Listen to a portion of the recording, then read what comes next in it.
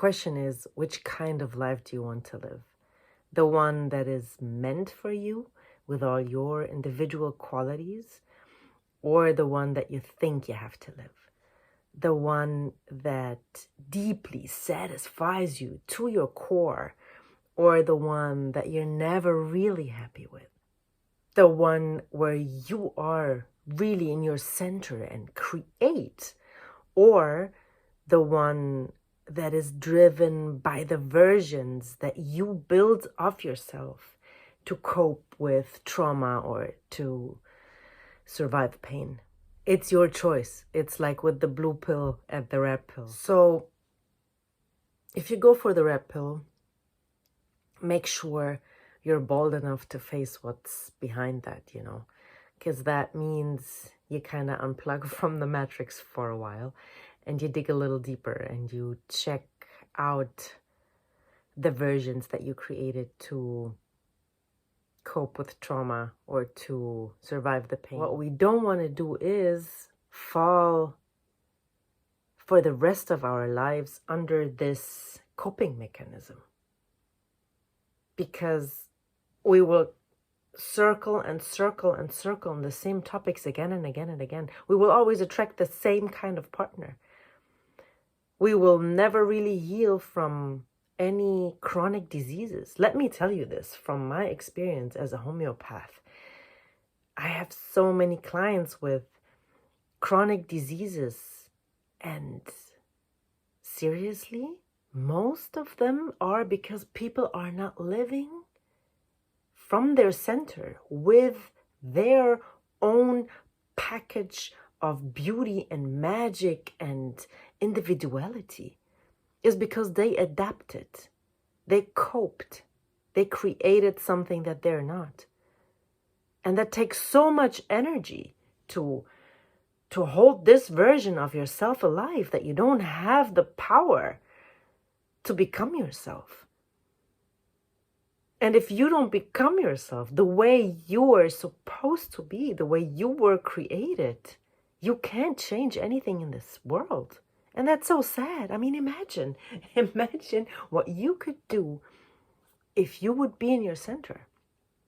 If you'd be just you, without this other stuff that life put on you. Without values and belief systems and patterns. And so to come back to your center, to yourself, it's important to unlearn what we learned.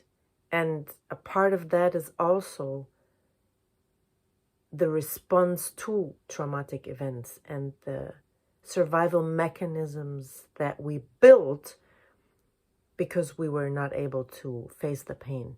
And don't get me wrong, they were amazing and they were very, very necessary at the time. But again, if we don't want to keep on circling and keep on attracting the same message again and again and again and again, toxic relationships, for example, people that leave, people that cheat, people that don't meet our requirements, people that dominate us, people that we dominate, whatever that is, doesn't matter. But if we don't understand the message and if we don't look to the source of the problem, and then with the trauma or with the pain, we're never going to be whole. We're never going to be ourselves. And I think there's so much power when we are ourselves, because only when we are ourselves and in our center, we can make such a big change to this world. And you don't have to do something huge or major for humanity. You can be a cook, for example.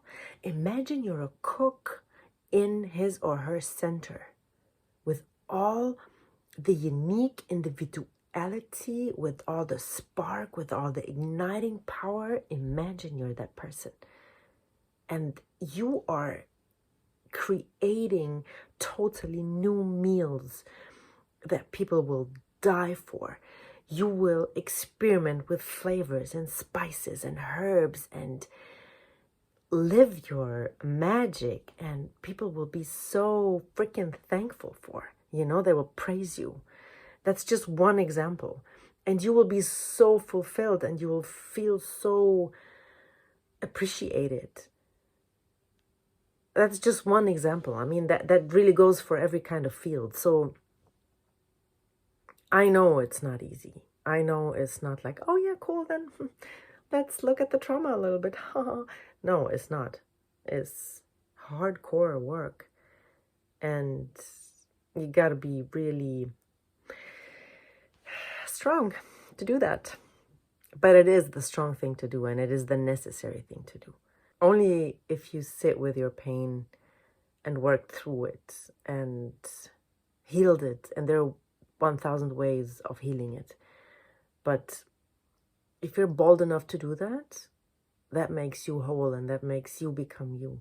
And then you have more power, and then you have more energy, and then you are much more in your center, and can make a big positive impact to this world.